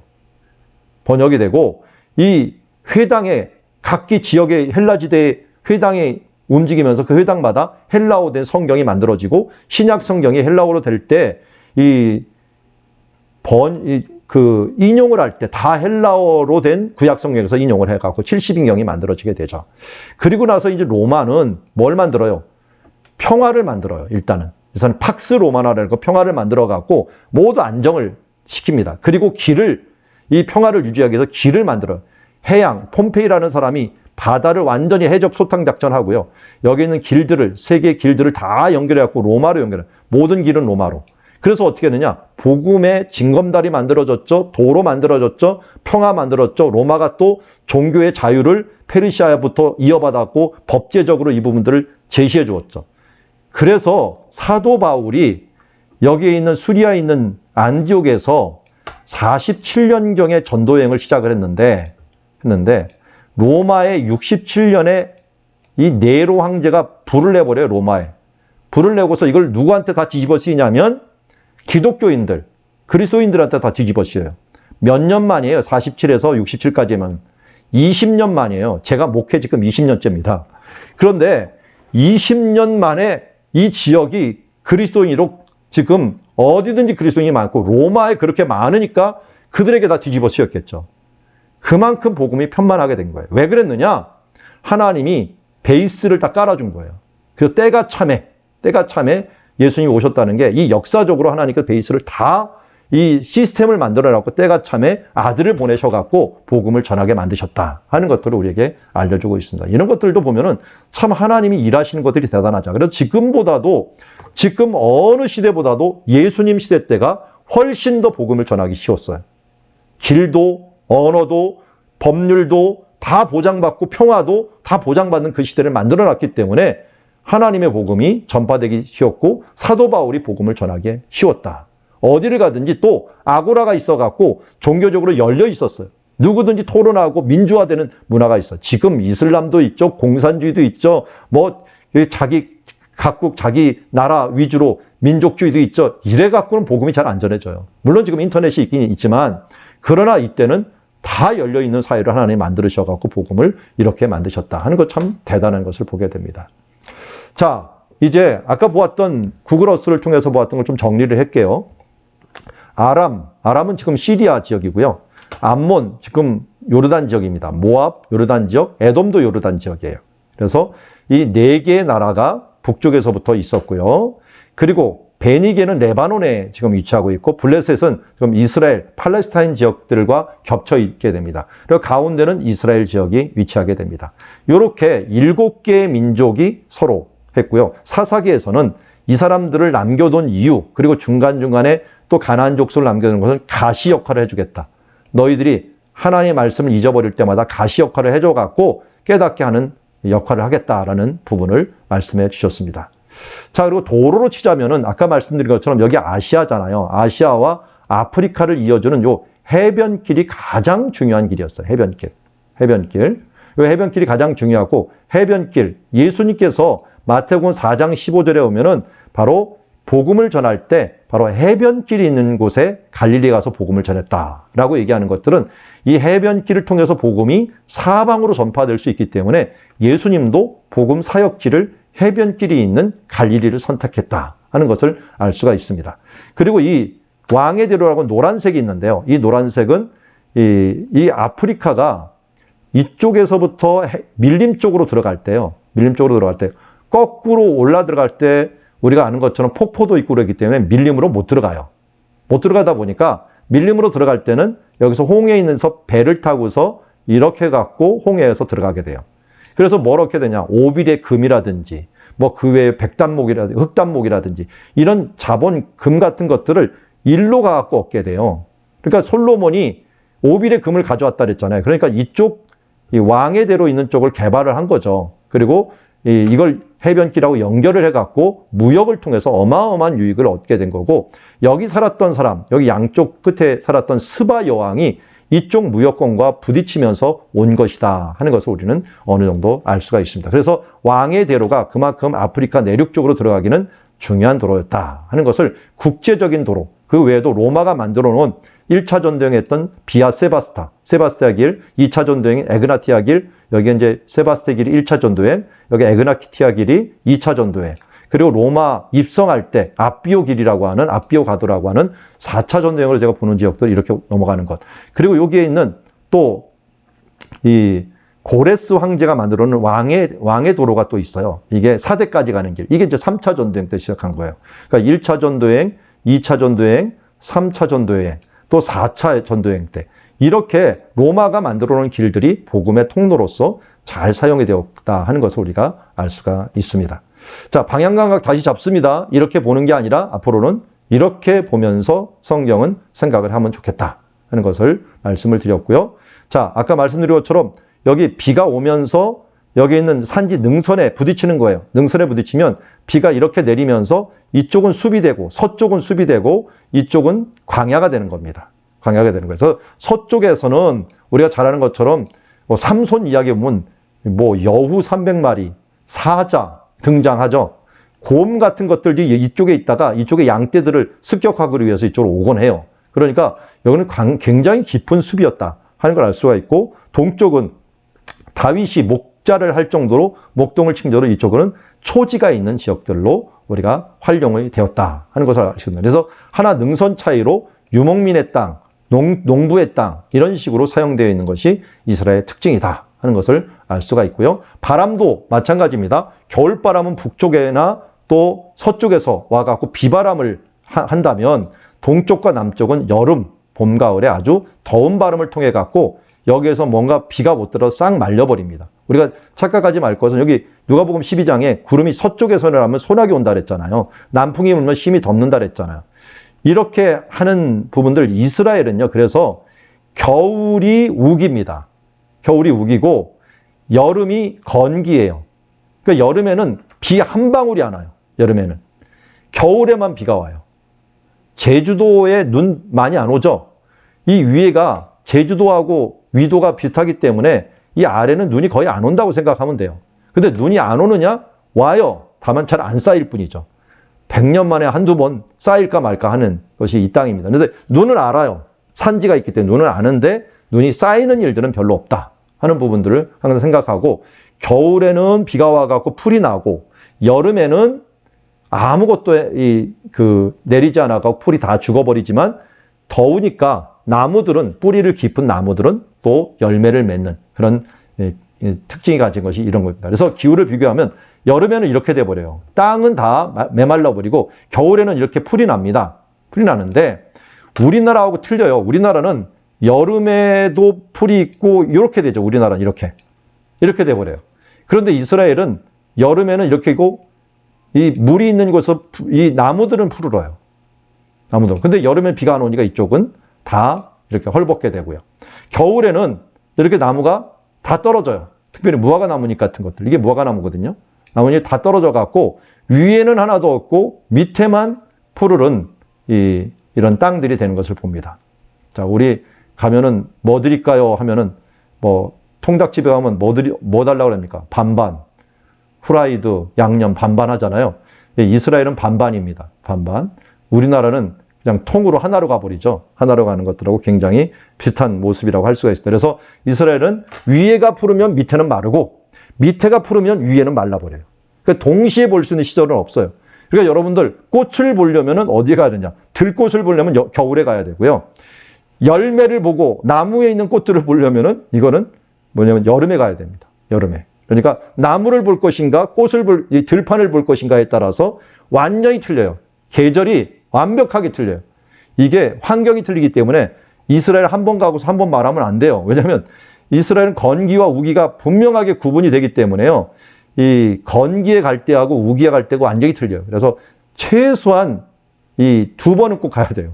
건기와 우기 때. 그래야지 예수님이 살았던 배경들을 이해할 수도 있고 성경의 배경들을 이해할 수가 있다. 그래서 가을이 될 때 이른비가 내린대. 이른비가 내리는 이때가 이제 초막절이에요. 우리나라 추석과 초막절이 똑같아요.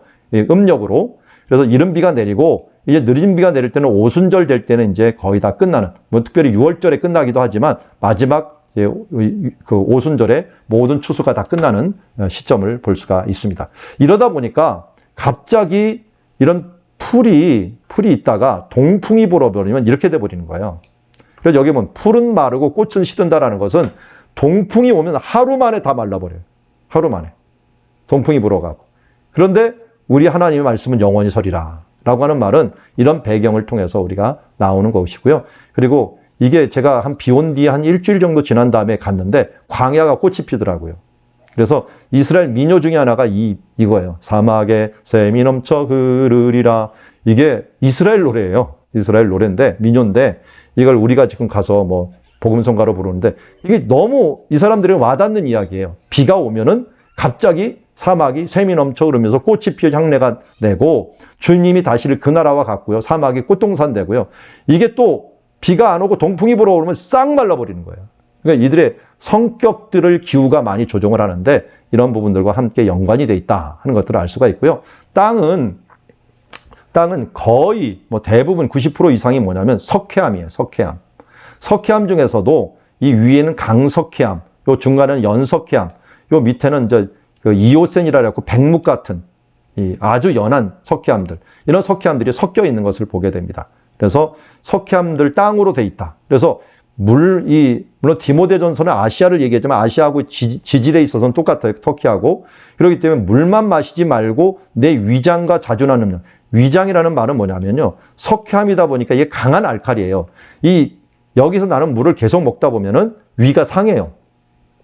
너무 강력한 알칼리이기 때문에 위가 상해버려요. 그러다 보니까 포도주, 약산성을 써야 돼요. 그래서 하나님께서도 여기 있는 사람들에게 포도로라든지 레몬이라든지 그런 것들을 많이 나게 만들어갖고 약으로라도 먹게 만들어 놓은 거예요. 그래서 안식일마다 한 잔씩을, 뭐 예수님도 한 잔씩 마셨어요. 그래야지 병이 안 걸려요. 우리나라는 물 자체가 산성이잖아요. 거기다가 또 산성을 하면 쉽게 취해요. 근데 이스라엘 사람은 몸이 워낙 알칼리성 물을 많이 마시다 보니까 그것 때문에 이걸 주면은 심장병에도 좋고 또 건강에도 좋은 거죠. 그래서 내가 자주 나는 병을 위해서라도 포도주를 조금씩은 써라. 물론 나시리는들은 이 정신을 차리기 위해서 먹지 말아야 되지만, 그러나 내 병을 위해서는 조금 써라라는 말이 이런 배경에서 나온 거예요. 우리나라에서는 술 먹으면 안 되겠죠. 왜냐하면 이 물 먹고 위장 나빠지거나 병 나는 건 아니잖아요. 그런데 이스라엘은 그래요. 그래서 여러분 포도주 조금 마시고 싶으면 이스라엘 가서 한 10년 살다가 포도주 조금씩 드십시오.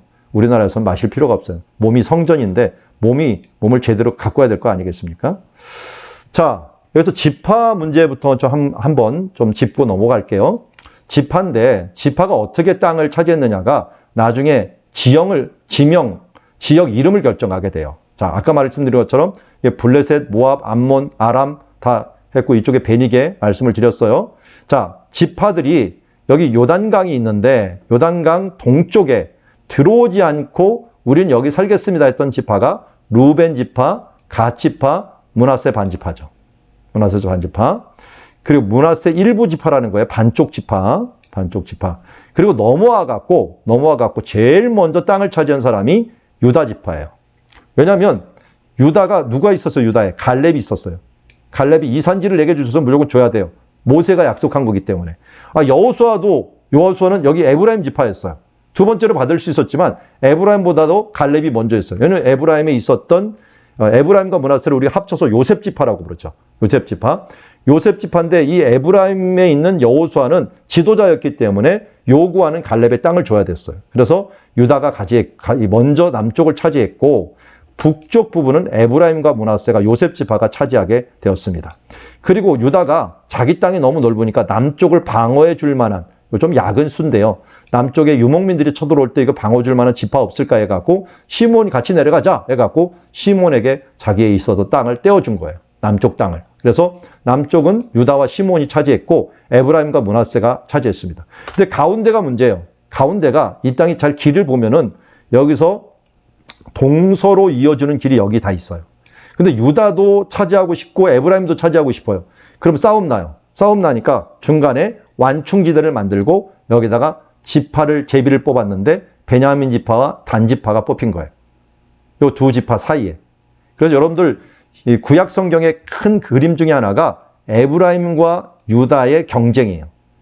그래서 이사야서 11장에도 보면은 에브라임은 유다를 괴롭히지 아니하며 유다도 에브라임을 괴롭히지 않는 그 나라가 메시아가 오면 만들어질 것이라는 거예요. 이게 뭐냐면 유다는 그래서 먼저 통일을 했지만 남유다가 되고 에브라임에 있었던 여로보암이 등장을 해갖고 북이스라엘을 만들게 됩니다. 그러니까 남쪽의 맹주는 유다였고 그리고 북쪽의 책임지는 장자는 에브라임이었다 하는 것들을 우리가 알 수가 있어요. 그러니까 이게 벌써 이제 여호수아와 갈렙부터 갈라져 버린 거예요. 거기다가 완충지대가 베냐민과 단이 돼 버렸고요. 그 후에 이제 조상 잘못 만나고 땅 분배받지 못했던 거 다 북쪽으로 가버렸습니다. 그래서 납달리, 스불론, 이사갈, 아셀 이곳은요 땅은 제일 좋은데요 가장 안 좋은 땅이에요. 왜냐하면 여기 해변길이 있죠. 이 해변길은 군인들이 이동하는 길이기도 해요. 전쟁터가 되는 길이에요. 그러니까 이쪽에 가다 보면 요 가운데 있는 이 땅은요 매번 전쟁에 휘달려요. 그래서 흑암의 땅, 사망의 그늘진 땅이라는 것을 이사야서 9장에도 말씀하고 또 이 성경에서도 이 부분들을 예수님도 이 땅을 얘기할 때 바로 그곳에 큰 빛이 비쳤다 할 때 예수님이 이곳에 오신 이유가 어둡기 때문에 오신 거예요. 힘들기 때문에 오신 거죠. 그런 땅을 바로 이사갈, 스불론, 납달리, 아셀. 스불론에는 사실은 무슨 땅이 있습니까? 나사렛이 있었고요. 납달리에는 가버나움이 있었죠. 예수님이 사역했던 가장 중요한 땅들이 있었고요. 자, 이렇게 있은 다음에 단지파가 나중에 어떻게 했어요? 블레셋이 너무 강한 땅인데요. 옛날 블레셋이 있고요. 신블레셋이 어디서 왔느냐? 크레테 섬에서 애굽을 통해 갖고 이쪽으로 들어와요. 이들이 가져온 문명이 뭐냐면 철기 문명이에요. 철기 문명을 가져와 버리니까 유다도 힘을 못 써버려서 삼손 이야기 보면 유다가 너희는 블레셋 사람들이 우리를 관할하는지 알지 못하느냐 말할 정도로 이 블레셋 힘을 못 썼어요. 그러니 단지파는 뭐 말할 것도 없죠. 단지파는 밀려갖고 이 산에 있는 소라 땅 조그만 산에 있는 그것밖에 안 있다가 나중에 초창기 때 이미 이 사람들은 어디로 이동했느냐 이렇게 해갖고 저 위쪽으로 여기 있는 단지파 있는 이쪽 땅으로 이동을 합니다. 그래서 이 북쪽에는 단지파를 포함하고 단지파, 납달리 지파, 스불론 지파, 이사갈 지파, 아셀 지파 최소한 몇 개 지파요? 5개 지파가 여기서 머물게 돼버려요. 그러니까 힘없는 지파들은 다 위쪽에 몰리게 돼버리는 결국이 되었고요. 이 아래는 요셉 지파라고 알려있는 이 에브라임과 므낫세, 유다 지파가 쌍벽을 이루면서 이루게 되었다 하는 것들을 알 수가 있습니다. 자, 이런 큰 그림을 보고 이제 땅 이름을 한번 어떻게 정해졌는가 한번 봅시다. 유다가 워낙 셌어요. 자, 이거부터 얘기했군요. 에브라임과 므낫세는 요셉 지파면서 왜 두 개 지파가 자꾸만 됐느냐? 여기 보면은 신명기 21장에 오면은 장자는 얼마를 주냐면 두 몫을 주는 거예요. 두 몫. 옛날에는 이렇게 했는데 요새는 뭐 민주주의라 했고 다 똑같이 나눠지지만 성경적으로는 장자는 무조건 두 몫을 가지게 돼요. 그러니까 요셉이 나중에 장자가 돼버린 거야. 여기 역대상 5장 1절에 보면은 이 원래 장자가 누구예요? 루벤이었죠. 그런데 아버지 침상을 더럽혔으므로 장자의 명분이 요셉 자손에게 돌아가서 요셉 자손이 장자가 돼버리니까 두 몫을 가지게 됐는데 그래서 야곱이 죽을 때 므낫세와 에브라임을 딱 데리고 나서 이들은 내 아들이다 하고 그런데 축복을 또 이렇게 해버렸죠. 이렇게 받는 바람에 동생이었던 에브라임이 장자가 돼버린 거예요. 그래서 결국은 요셉이 장자인데 그 중에서도 둘째 동생이었던 에브라임이 장자가 돼버린 거예요. 장자가 돼버린 거예요. 그런 면에서 어떻게 보면 에브라임이 이 전체 이스라엘에 여호수아가 포함된 장자 역할을 하고 있었다 하는 것을 알 수 있다. 그런데 문제는 창세기 49전에 이 유다를 또 이 치리자의 지팡이가 너를 떠나지 않을 것이라고 하는 또 표현을 해버려요. 그러다 보니까 이 사람들 지도자예요, 또 유다도. 두 개가 야곱이 좀 애매하게 이런 것들이 좀 남아있는 것을 보게 됩니다. 쉬는 시간은 요거 다 끝나가니까요. 조금만 기다리시고 좀 했으면 좋겠습니다. 이렇게 지파 땅이 나눠지고 특별히 유다 지파 하나만 둘게요. 유다는요. 갈렙이 요구한 땅이 헤브론이에요. 헤브론인데 이 헤브론이 뭡니까? 선산이에요. 아브라함, 이삭, 야곱이 있는. 그런데 우리가 잘 알지 이 갈렙은 누구냐면 그나스 사람이라고 자꾸만 얘기해요. 그나스 사람. 그런데 창세기 36장에 보면 에서 자손 중에서 엘리바스가 있는데 엘리바스의 아들이 그나스 족이에요. 엘리바스 앞에서 대만 족장도 나오고요. 그나스 족장도 나왔는데 우리 대만은 누굽니까? 욥기에서 나오는 사람이고 그나스족은 지금 갈렙의 조상이에요. 그러니까 원래 유다 자손이 아니었어요. 갈렙이 개라는 뜻이에요. 개. 그런 이름은 유다 족속에 없었어요. 그런데 그나스 족속에서 어떻게 이 사람이 들어왔느냐? 양자로 들어온 거예요. 광야에서 허다한 잡족들이 같이 나왔는데 그 중에서 나중에 모세가 민수기에서 자기 아내를 구스 여인을 구해요. 이 구스 여인이 이방 족속이거든요. 그런 뒤에 등장한 사람이 바로 그나스 족속의 갈렙이에요. 모세의 정책이 어떻게 보면은 이 기브롯 핫다와라는 곳에서 여러 다른 민족들이 막 불평을 해가지고 그것 때문에 많은 사람이 죽으니까 같이 나왔던 잡족들이 어떤 박해받는 상황이 되니까 모세가 그들을 품느라고 아내를 구스 여인을 얻자 사람들이 그것 때문에 뭐라고 했는데 하나님 그걸 보호를 해주셨죠. 보호해주면서 그 뒤에 등장한 사람이 바로 갈렙이라고 하는 면에 있어서는 참으로 이 모세의 정책이 갈렙을 낳았다라고 해도 과언이 아닙니다. 그래서 갈렙이 유다족 속으로 들어왔는데 굴러 들어온 돌이 박힌 돌을 빼고 족장이 돼버린 거예요. 그러면서 그가 또 헤브론을 차지하면서 내가 선산을 얻는다는 건 장자의 축복을 내가 받겠다는 거예요. 그러니까 야곱만 장자의 축복을 받으려는 게 아니라 갈렙도 실질적인 이 장자의 축복을 얻기 위해 갖고 뭘 지금 가지려고 하는 거예요? 이 선산을 가지려고 하는 거예요. 그래서 헤브론을 내게 주셔서 이 산지를 내게 주셔서 하면서 선산을 차지하면서 장자의 축복을 가지려고 했던 거예요. 그렇지 않아도 갈렙은 이 산지를 내게 주셔서 할 때 45년을 기다렸어요. 45년, 85세가 될 때까지 그야말로 비전의 사람으로 살다가 결국은 헤브론을 얻게 됐는데 그의 목적이 있었겠죠. 내가 양자로 들어왔지만 장자의 축복을 내가 받겠다 하는 것으로 왔고 결국은 어떻게 됐습니까? 나중에 이스라엘인이라는 말이 없어지고 유대인이라는 말만 남았잖아요. 유다 사람들이 장자가 돼버린 거예요. 결국은. 유대인이 돼버렸어요. 그런 걸 보면은 갈렙, 이 개똥이라고 불려질 수 있는 이 갈렙의 어떤 비전이 결국 나중에 가서는 이루어졌다 하는 것들을 우리는 큰 그림을 통하여 보게 됩니다. 자, 그러면서 이제 지역 이름이 네게부 쪽에 있는 시므온은 이름이 약해지고 네게부 지역이 되고 위에는 유다 지역이 유다 산지, 에브라임이 워낙 강하니까 에브라임 산지, 위에는 갈릴리 산지라고 이름을 불렀어요. 왜 갈릴리라는 말이 뭐냐면 우리나라 전라도 사투리 거시기하고 똑같은 말이에요. 그 땅, 제가 그 땅이 주는 복음이라고 했잖아요. 그 땅이라는 게 갈릴리예요. 왜냐면 통칭해서 부를 말이 없었어요. 왜냐면 여기는 강한 지파가 있는데 여기 강한 지파가 없어요. 그러니까 그 땅 있잖아. 우리나라 말로 제일 좋은 게 거시기예요. 거시기 있잖아. 이게 바로 갈릴리가 돼가고 갈릴리 산지가 되었고, 이쪽도 나라가 부족들이 강한 지파가 없어져갖고 그냥 옛날 이름대로 길르앗, 야곱이 만들었던, 야곱이 갈르엣이라고 이름을 붙였는데 그 이름이 변해갖고 길르앗이라는 이름이 돼버린 것을 봅니다. 그래서 산지로 치자면 4개의 지금 발이 있는 그런 산지가 돼버린 거예요. 남쪽은 유다 산지, 중앙은 에브라임 산지, 북쪽은 갈릴리 산지, 동쪽은 길르앗 산지. 이렇게 큰 산지로 구성이 돼 있다 하는 정도만 우리가 알고요. 자, 요 지역 이름은 다음 시간에 우리가 한번 보면서 보도록 하겠고요. 도로 이름 아까 해변길, 족장의 도로, 왕의 대로, 그리고 이 동서로 4개의 도로가 있다는 것들 말씀을 드렸고요. 자, 우리 여러분들 책에 보면 뒤에 보면 묵상이 있어요. 묵상 한번 꼭 한번 읽어보시기 바랍니다. 제가 이 부분들을 읽어보면서 이 서로를 보니까 참으로 이런 일이 있었구나 하는 것들을 묵상을 쭉 보았고요.